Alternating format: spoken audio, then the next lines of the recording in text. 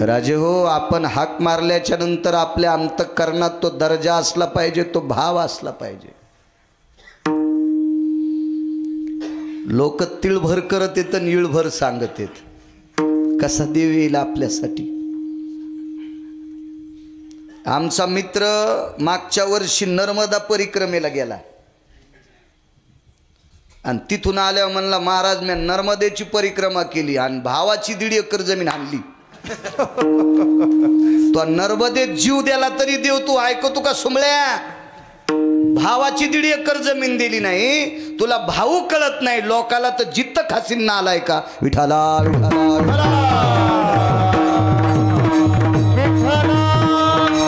एक जण बिना चप्पलचं पंढरपूरला गेलं. खडे टोचलेले, पायाला फोडा आले, लोकायला पाय दाखवू लागलं, लोक फोटो काढू लागले.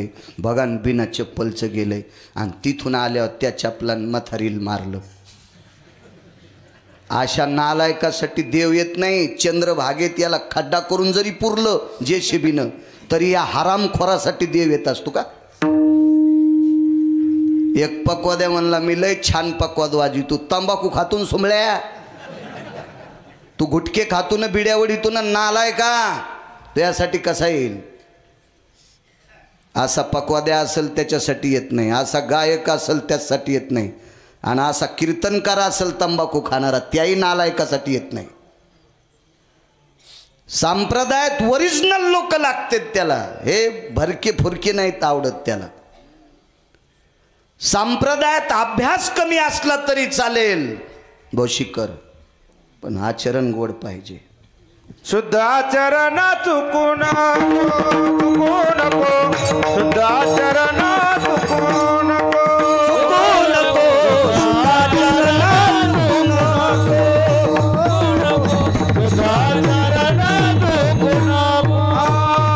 जरी झाला तो चतुर शहाणा, शुद्ध आचरण चुकू नको, शुद्ध आचरण चुकू नको, शुद्ध आचरण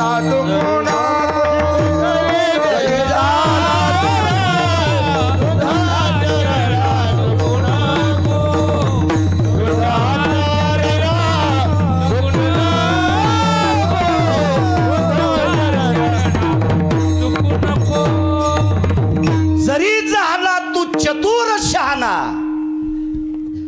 तू किती बी शहाणा असशील पण शुद्ध आचरणात चुकू नको. आचरण जर शुद्ध असेल तर देव तुझी गरिबी श्रीमंती पाहत नाही, धावत येतोय. राजे हो, देवानं आपलं काम ऐकण्यासाठी ते पैसे पाहतच नाही. श्रद्धेनं त्याच्या पायाला मिठी घातली, त्याचे पायी घाला मिठी,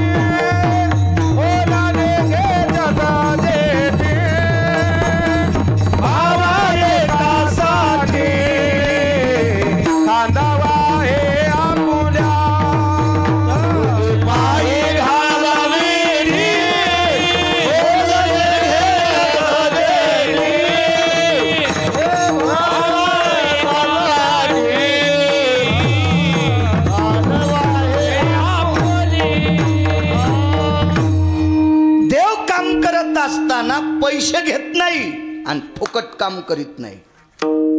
पैसे का घेत नाही तर पैसे जिच्या ताब्यात आहे ही त्याची पत्नी आहे. नुसती पत्नी नाही, पाय धुवावयाच्या दैवा पात्र झाली.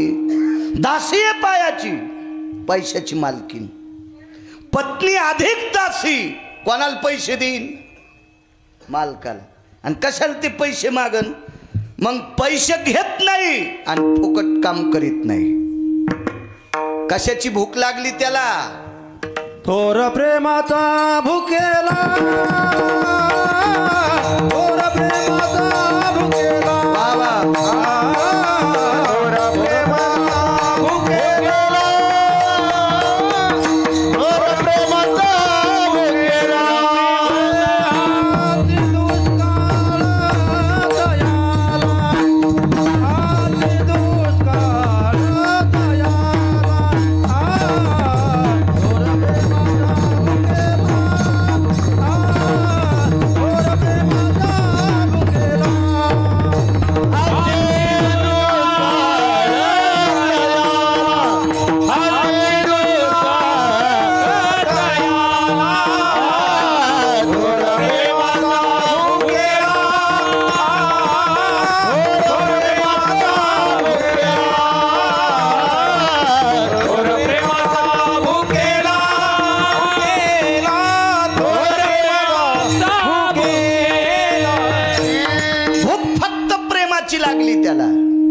ज्याच्याकडं निखळ प्रेम आहे त्याचं काही बी काम करतंय.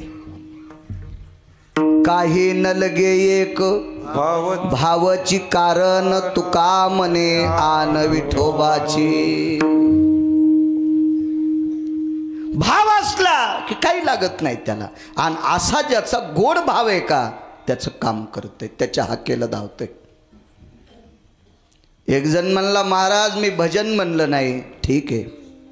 एक जण म्हणला महाराज मी वारीला गेलो नाही, ठीक आहे. मी कीर्तन भागवत प्रवचन ऐकिलं नाही महाराज, ठीक आहे. का नाही ऐकिलं? मायबाप म्हातारे होते, मरेपर्यंत त्यांची सेवा केली.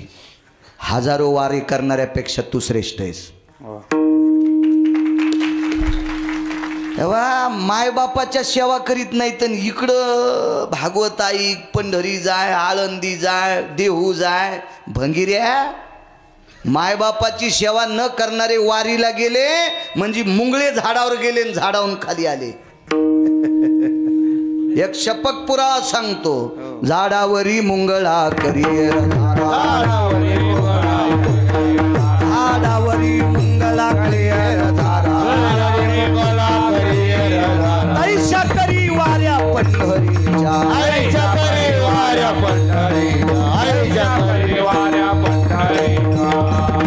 पुढातून मुंगळे झाडाच्या शेंड्यावर जाते तर शेंड्यावर गेलेला मुंगळा पुन्हा बोंबलत खाली येतोय. काय डोंगर जिंकला त्या मुंगळ्यानं, खालून बोंबलत वरी गेलं, वरून खाली आलं. काय साध्य केलंय त्यानं? झाडाची फुलं टोकरले नालायकानं. तसे काही घरात नीट वागत नाहीत का? ते कुठेही बोंबलू द्या, देव त्याच्या हाकेल येत नाही. देवानं आपल्या हाकेल येण्यासाठी मायबापावर प्रेम असलं पाहिजे. ज्यानं आपल्यासाठी संपत्ती कमवली त्यांच्यावर जीव असला पाहिजे, त्यानंच देवाला हाका माराव. ज्याच्यामुळं मायबाप कदरले अशा भंगिऱ्यानं देवाला हाक नाही मारायची. तुही काय लायकी आहे? कसा या विठाला विठाला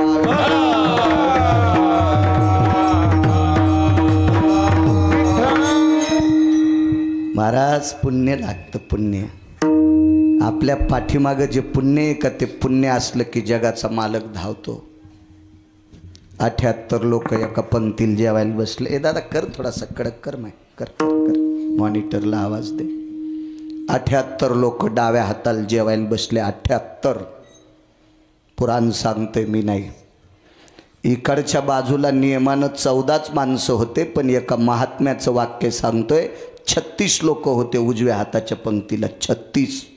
मी पुराणात 14 वाचिले, पण मोठ्यांचं वाक्य खोटं मानित नाही मी. 36 लोक उजव्या हाताला आणि 78 लोक डाव्या हाताला. हा केसर शेवडी सांगतो, 78 लोकांपैकी 2 सोडून दिले तर सगळे हरामखोर होते. कोण 2? एक भीष्माचार्य आणि एक द्रोणाचार्य. 2 लोक सोडून दिलेत, सगळे हरामखोर होते. या 78 लोकांच्या पंक्तीत 1 नंबरचा भडवा होता. त्याचं नाव आहे इन्मक. नाव लिहून घ्या त्याचं नाव आहे इन्मक. भागवत सांगतंय, महाभारत सांगतंय, पुराण सांगतंय, त्याचं नाव आहे इन्मक. इन्मक हा जेवायला बसला. कोणाच्या बाजूला? नालायक दुर्योधनाच्या उजव्या हाताला. या दुर्योधनाच्या डाव्या हाताला त्याचा मामा आहे. नालायक आहे मामा तो. त्याच्या पलीकडून दुःशासन आहे, त्याच्या पलीकडून जयद्रथ आहे. किती भडवे लोक सांगू तुम्हाला, किती नालायक होता जयद्रथ. मेहुण्याचं 22.5 वर्षाचं पोरग निशस्त्र पडलं, निशस्त्र. आणि हरामखोर जयद्रथान त्या लात मारली, लात. इतका भंगिऱ्या होता जयद्रथ. या 24 लोकांचे नाव पहाट पहाट घ्यायचे नाही. गोहत्या समम पाप. हा महाभारतातल्या 24 लोकांचे जास्त नामाचा उच्चार करायचा नाही यांचा. तुम्ही म्हणताल तू कसा करायला? तुम्हाला कळण्यासाठी करायलो. हो, घ्यायचे नाही तुम्ही यांचे नाव. हे भडवेत लोक. दुःशासन नावाचा व्यक्ती किती हलकट. एका पवित्र स्त्रीच्या डोक्याच्या केसाला धरलं ओढीत आणलं. इतका हरामखोर. दुर्योधन किती नालायक. मोठी भाऊजाई आई समान असते आणि आई समान भाऊजाईला मांडीवर बशिलं. इतका हरामखोर दुर्योधन आहे. इन मग सांगू किती वाईट होता. तुम्हाला एक पुरावा माहीत असेल, जुन्या लोकांना जीनच्या पॅन्टीवाल्याला माहीत नसेल. मी तुमच्याच वयातला आहे पण मला पुराण वाचायचं नाद आहे. मला जुनं आवडते. पूर्वीच्या काळात ज्या रस्त्याने बायका शेतातून काम करून येतात त्या रस्त्यानं, ज्या मावल्या जास्त त्या रस्त्याने येतात त्या रस्त्याने गावातली जुनाट माणसं चौकात बसत नव्हती. 5 ते 7 या टायमात, 5 ते 7 या टायमात त्या चौकात बसत नव्हती. का? पवित्र गावातली माऊली शेतातून काम करून येत असताना तिचा पदर पडलेला असेल, तिच्या डोक्याचे केस इसकटलेले असतील, ती थकून आलेली आहे. दिवसभर ती राब शेतात राबली. तिचं ते अवकाळा बघा वाटत नव्हती जुन्या लोकांना. यांना तात्विक म्हणतात, तात्विक. तुम्हाला एक सांगू, पुरुषार्थी माणसानं स्त्रीचा पदर पाठ बघायची नाही. पुरुषार्थी माणसानं पाप लागत असतं, पाप. आणि आपल्या कुटुंबातल्या ज्येष्ठ लोकांना पाप लागू नये म्हणून तुम्ही पण पदर घेत जा. अहो शेतकरी आऊत हाणताना आसूड तरी हिशाबात खांद्या तू इतका बेहिसाब झालाय पदर घ्यायचा. आणि कशाला सप्ते करायचे? महाराज श्रीमंत करायला का? काय घेता तुम्ही कीर्तनातलं? या देशातल्या 2 गोष्टी झाकलेल्या असावा. देवानं कोटीनं पैसे देवा, ते आतल्या खिशात ठेवलेले असावा. आणि या पवित्र देशाची स्त्री सर्वांग कपडे घातलेली असावा. 2-3 इंचाचा पट्टा करीतीन पाठीव सोडून देती. वा वा वा वा वा वा वा. उघड्या सोसायटीचे अध्यक्ष.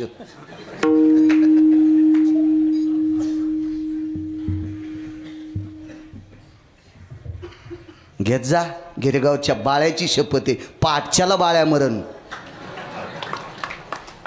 हे म्हणते मेला आमच्यावर बॉम्ब टाकायला, आत्ताच मरावं. माया संसारानं तुमचा संसार जळण. इतकं सोपं असतं काय? तुम्हाला काय वाईट थोडं सांगायलो? तुमची माझी काय दुश्मनी आहे का? पुराण सांगते, पुराण.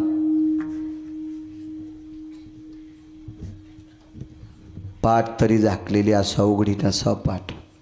शास्त्र आहे त्याच्या पाठीमागं. इन्मक नावाचा हरामखोर माणूस द्रौपदीच्या चोळीची एक गाठ सुटली.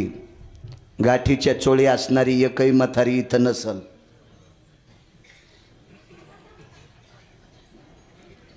एखादी असू बी शकती, एखादी माऊली जुनाट. गाठीची चोळी टोकाला गेलेल्या टेलरला शिवता येत नाही. त्यानं काय शहाणपणा करायचा, ती चोळी शिवायचा. गाठीची चोळी शिवणारा, लागाची चोळी शिवणारा फार विद्वान असतो. चोळी बोटाव फाडीत होत्या म्हाताऱ्या, बोटाव. आणि चोळीचा जो लाग होता का, लाग हा करडीसारखा आला पाहिजे, करडीसारखा. तर गाठ बांधल्याच्या नंतर पाठपोट झाकलेला असायचं त्या पवित्र देशातल्या माऊलीचं. ही जर लागाची चोळी पाहायची असेल तर माझ्या मुक्ताई साहेबांचा ओरिजिनल फोटो पहा. ओरिजिनल मुक्ताई साहेबांचा 6, 7, 8 वर्षाच्या मुक्ताई साहेबाच्या चोळीची ती पद्धत पहा. कशी चोळी असेल तशा चोळ्या जुन्या मावल्या घालायच्या. मी म्हणत नाही तुम्ही जुन्यावर या, पण चोळीला गाठी 2, एक गाठ सुटली. 78 लोक डाव्या हाताला, 36 लोक उजव्या हाताला. गाठ इन्मक नावाच्या पापी नालायकानं बघितली आणि दुर्योधनाच्या मांडीला असा टोचा दिला. राजे बघा, तुमच्या भाऊजाईच्या चोळीची गाठ सुटली. किती पांचट्या.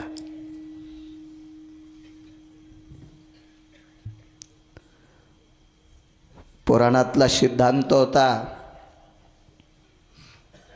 बिल्वमंगल नावाचे साधू होऊन गेले आणि बिल्वमंगल नावाचे साधू विरक्त झाले. विरक्त एक सुंदर स्त्री दिसली आणि तिच्या पाठीमागं चलत होते. ती एका घरात गेल्याबरोबर तिच्या दारात तुळशी वृंदावनापाशी उभे राहिले आणि मग लक्षात आलं आपण कोणीकडे आलोत. बाईनं सांगितलं, महाराज काय पाहिजे? काही नाही, 2 दाबणं देऊन टाक. मोठ्या घरची बाई होती. 2 दाबणं दिले आणि दोन्ही दाबणं डोळ्यात टोचून घेतले. महाराज का डोळे फोडले? माय, ह्या पापी डोळ्याला अक्कल नव्हती. मी तुझ्याकडे पाहत पाहत इथरोक आलो म्हणून या भडव्याला शिक्षा दिली. डोळेच फोडून टाकले. आज पुराणात त्यांचं नाव आहे. आज इतिहासात त्या लोकांचं नाव आहे. म्हणून विटेवरचा मालक त्यांच्या मागे पुढे उभा राहतो का? या इन्मक नावाच्या नालायकांनी दुर्योधनाला सावध केलं. दुर्योधनानं मान खाली घातली. त्याची भाऊजाई होती. मोठी भाऊजाई आई समान असते.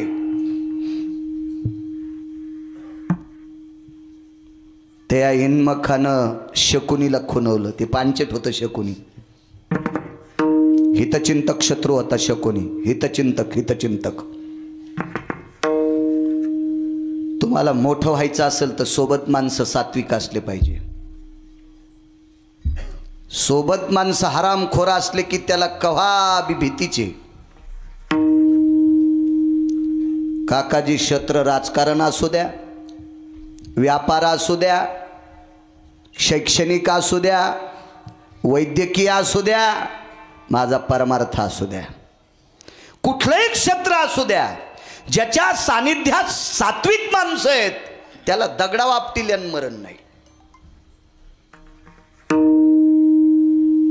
हे दुर्योधनासोबत नालायकाची संख्या जास्त झाली.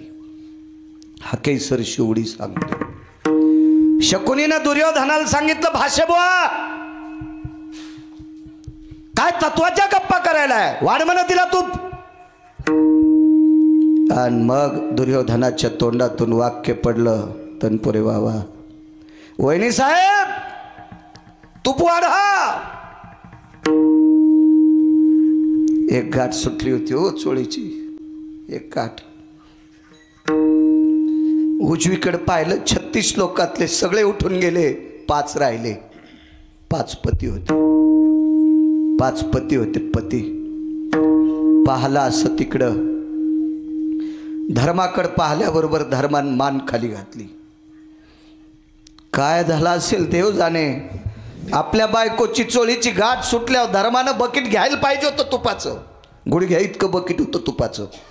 वाढायला मोठा तांब्या होता तूप वाढायला. उठले नाही धर्म. हाकेसर शिवडी सांगतोय.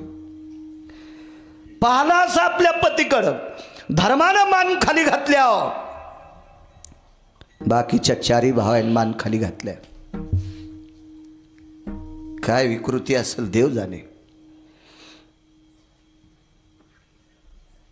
पहिल्या गाठीचा गुडा सुटलेला होता.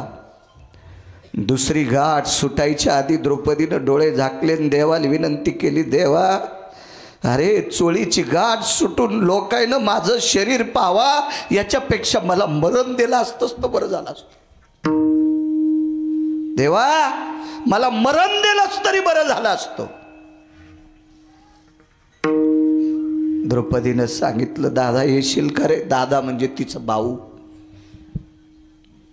द्रौपद राजाचा मुलगा. एक भाऊ होता, एक वारला होता. स्मरण केलं, दूरेस रे दादा, दूरेस दूर. मनातली मनात विचार केला, दादा ज्या सात्विक सदाचारी पावन पांडवासोबत मला पाणी ग्रहण करायला लावलंस, ते माझ्या हातातलं बकेट घेत नाहीत रे दादा. हा सर्व प्रसंग 10-15 सेकंदातला आहे.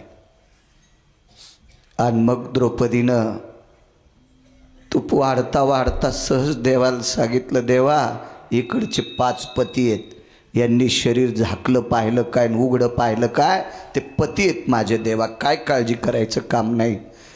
इकडच्या फक्त 2 लोकांना शरीर बघू नये, फक्त 2 लोकांनी, भीष्म आणि द्रोण. बाकी मूर्ख माणसं आहेत, मूर्ख वेडा पागल सारखा असतो. यांनी शरीर उघडं पाहिलं का झाकलं पाहिलं का काही नवल नाही, फक्त त्या 2 लोकांना बघू नये, एक भीष्म आणि द्रोण.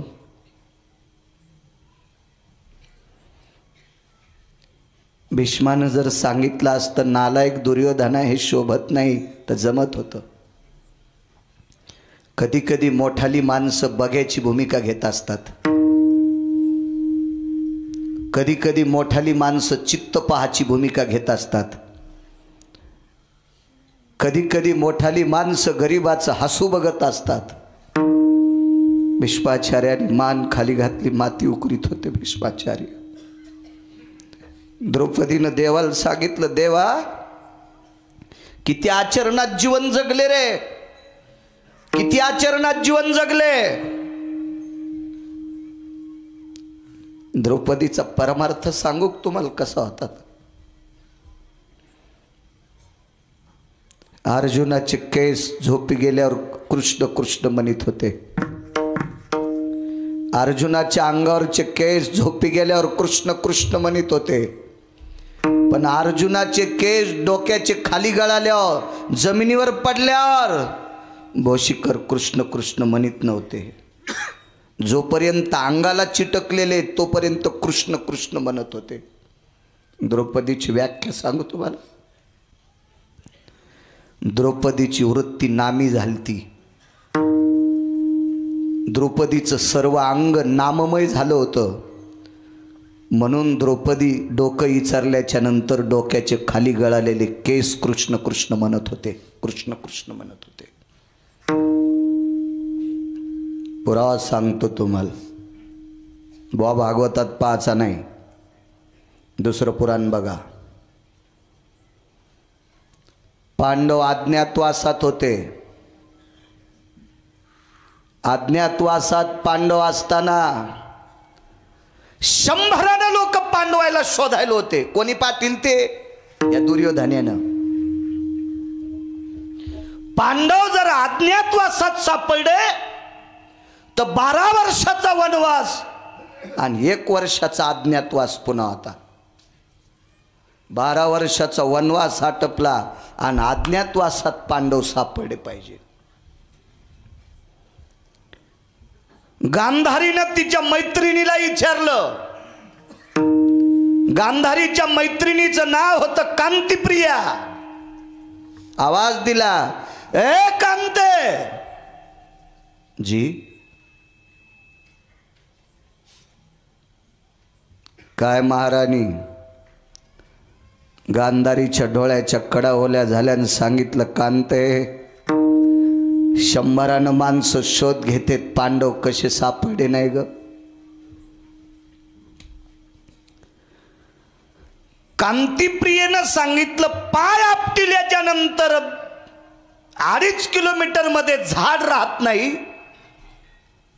एवढा पुरुषार्थी भीम लपणं शक्यच नाही काकाजी.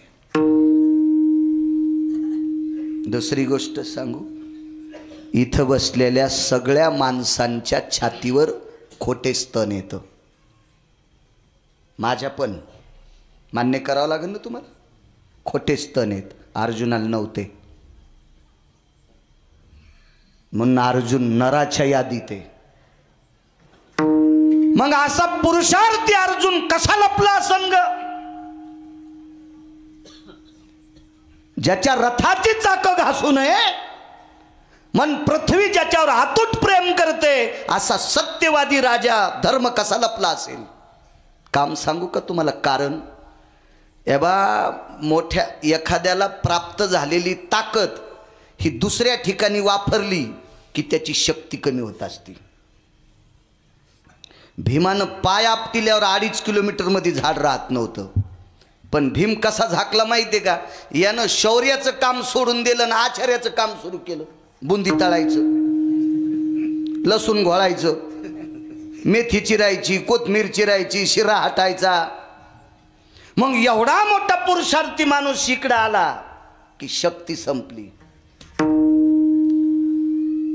अर्जुन एवढा पुरुषार्थी पण कसा लपला? कारण सांगू तुम्हाला, ज्या माणसानं जास्त साडी नेसायचं काम केलं त्याच्या वाणीचं तप कमी होत असते, त्याचं वजन कमी होत असते. वजन गाथेची गाथे पाठ करू द्या त्यानं, त्याचं वजन कमी होतंय. का अर्जुनाचं वजन कमी तितक्या वेळापुरतं? त्यानं पांढऱ्या रंगाची साडी नेसली होती. ब्रह्मनडा झालता अर्जुन, ब्रह्मनडा. एवढा मोठा धर्म कसा लपला? अहो सत्यवादाचं तप आहे त्याच्याकडे, पण का लपला? ते बसलं हिसाब करीत. इतके घोडे आहेत, एवढी ज्वारी आली, एवढे हरभरे आले, एवढे गहू झाले, तिकडचं गारानं इतकं गेलं, वर्षाचा इतका किराणा झाला. कंक चार्टेड अकाउंटंट हिशोबनीच झाला, याच्यातच गुंतला. हे सांगितलं कोणी होतं माहितीये? पंढरपुरातल्या मालकांनी सांगितलं, तुम्ही आशे राहिलेतच लपतान, नाही तर तुम्ही सापडताल. गांधारीने विचारलं, कांते एखादा उपाय आहे का? कांतीप्रिया नावाच्या दासीनं गांधारीला सांगितलं, मालकीनबाई एक उपाय. अर्जुन झोपी गेल्यावर कृष्ण कृष्ण म्हणतात याबद्दल दुमत नाही, पण द्रौपदीचे केस डोक्याचे गळाल्याच्या नंतर ते खाली पडलेले केस सुद्धा कृष्ण म्हणतात. तुम्ही सात्विक राजाच्या घरी पांडव लपलेले असताल, त्या राजाचा उकांडा तपासून पहा. उकांड्यात सापडलेल्या डोक्याच्या बटा कृष्ण कृष्ण म्हणत असतील, त्या राज्यात पांडव येतं. फुकट नाही ऐकत देव कोणाचं काम, फुकट नाही ऐकत. पांडव वनवासात होते. वनवासात पांडव असताना द्रौपदीला स्नानाकरता पाणी पंढरपुरातला मालक देत होता. किती दिवस? 4 दिवस 5 दिवस.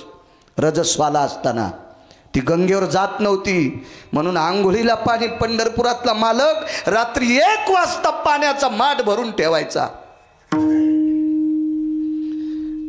द्रौपदीनं उजडायच्या अगोदर पर्णकुटीच्या बाहेर स्नान करायचं.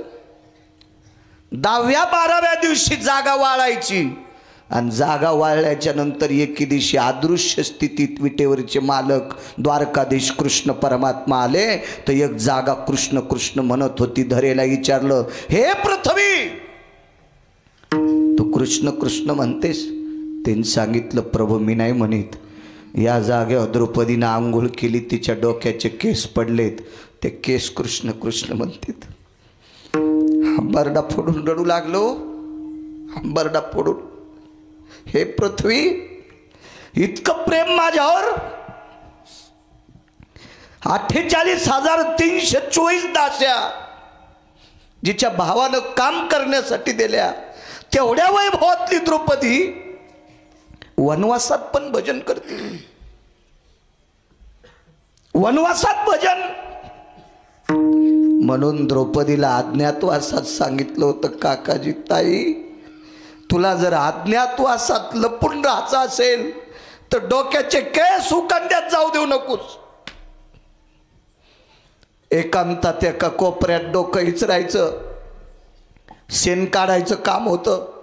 शेणाचा गोळा घ्यायचा, जिथं डोकं इचरलंय तिथं शेण थापटायचं, सगळी केस त्या शेणाच्या गोळ्याला घ्यायचे, एका कोनाड्यात कोपऱ्यात तो गोळा वाळायचा. सगळे वाळले की तुळशीच्या काही अंतरावर ते शेणाचे गोळे फुकून द्यायचे. त्याच्या धुरातून रामकृष्ण हरीचा ध्वनी येत होता. देवाला सांगितलं, देवा किती भजन करू रे? अरे माझ्या डोक्याचे केस तुझं नाव घेतात रे, इतकं प्रेम तुझ्यावर. आणि नालायकाली माझी चोळी सुटलेली पावा, याची लाज तुला वाटत नाही?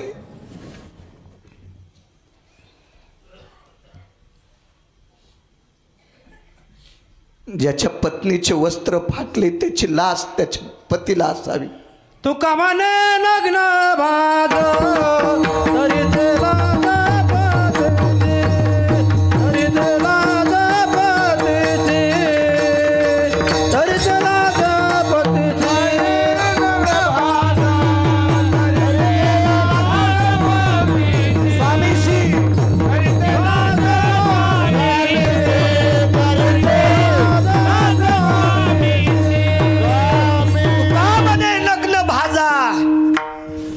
हरी ते लाज स्वामीशी.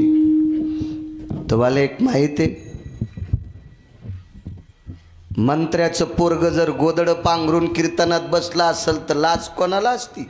समर्थाचे बाळ पांघरे वाकळ, समर्थाचे बाळ पांघरे वाकळ,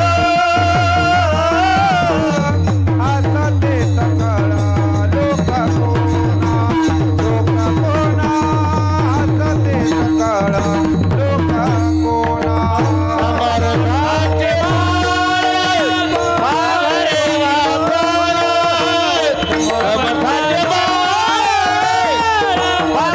कोणा.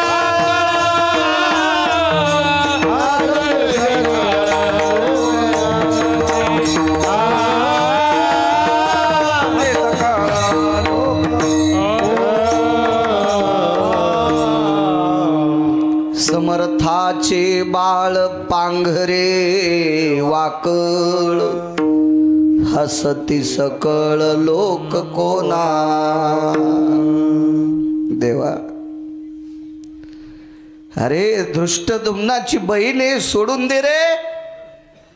तुझ्या सत्तेशिवाय झाडाचं पान हलत नाही रे देवा. तुझ्या सत्तेने वेदाची बोलणे, तुझ्या सत्तेने वेदाची बोलणे,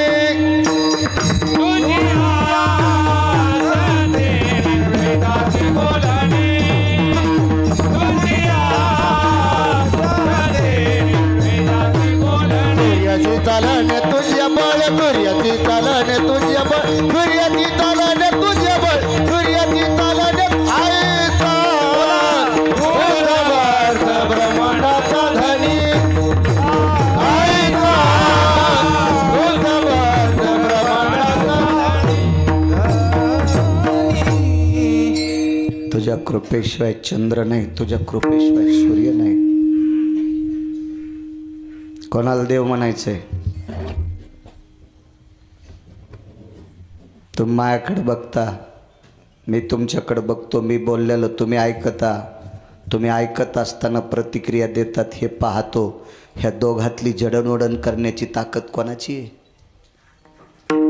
कोण ऐकवतोय? देखावी ऐकावी एका नारायणाचा याचे भजन, कोणा गो दयाचे भजन, कवी ऐकवी एक नारायणाचा याचे भजन, कोणा गो दयाचे भजन, कोणा.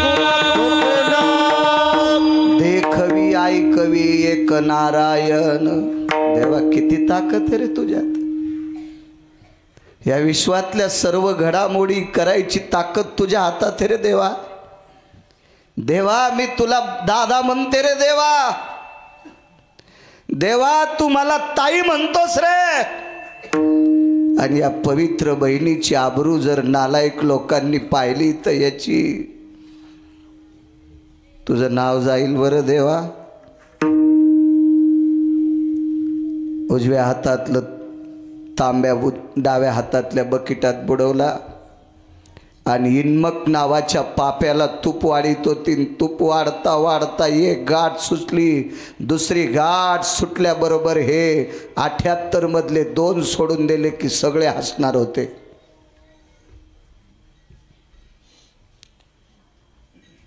तूप वाढता वाढता रडली नाही. रडली असती तर हे म्हणले असते रडता रडता कशाला वाढते. नाही रडली, अश्रू दाबून घेतले. हृदयाला कळ लागली तिच्या. ती कळ कशी सहन करावं म्हणून दोन्ही ओठाच्या मधातून तीळ जाईल, तीळ तीळ इतकेच ओठ फाकले आणि त्या तितक्या खिंडीतून जगाच्या बापाने प्रवेश केला. हृदयात प्रवेश केला. हृदयात काय केलं? 2 हात पहिलेच होते. पहिल्या 2 हातांनी एका हाताने तुपाचं बकेट धरलं आणि एका हाताने पाप्याला तूप वाढलं. आणि जगाचा मालक ज्या वेळेला हृदयात प्रवेश करतो त्यावेळेला 2 हात तयार झाले आणि चोळीची गाठ मारली. पण पाप्याला शरीर दिसू दिलं नाही. हाक मारल्याबरोबर धावत आला. हाके सरसी उडी, हाके सरसी उडी, हाके सरसी उडी, हाके सरसी उडी.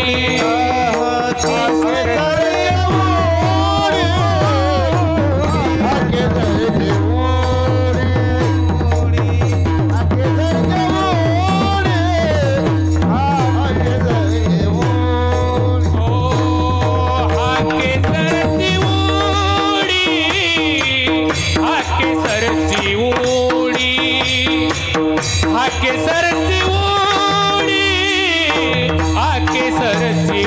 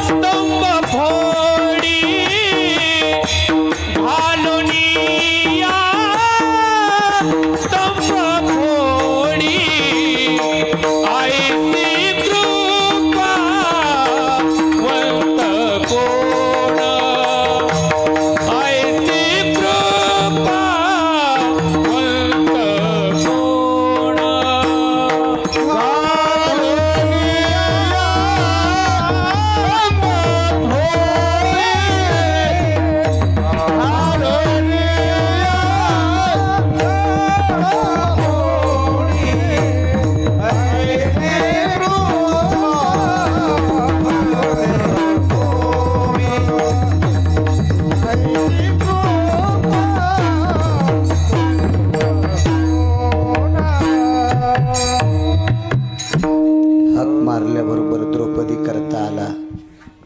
पण वाक्य कळालं द्रौपदीचं प्रेम देवावर किती होतं. तवा आला. फुकट येत नाही कोणासाठी. देव हा भक्ताच्या हाकेला धावण्यासाठी माणूस आहे का, पक्षी आहे का, पशु आहे का, एखाद्या विशिष्ट प्रकारच्या कुळातला आहे का, काही संबंध नाही. त्याला काही संबंध नाही. त्याला फक्त त्याच्या आवडीचा असला पाहिजे. जातीचा काही संबंध नाही. हो का उत्तम चांडाळ त्याचे पायी माझे कपाळ. कितीतरी पुरावे देता येतील जातीच्या बाबतीत.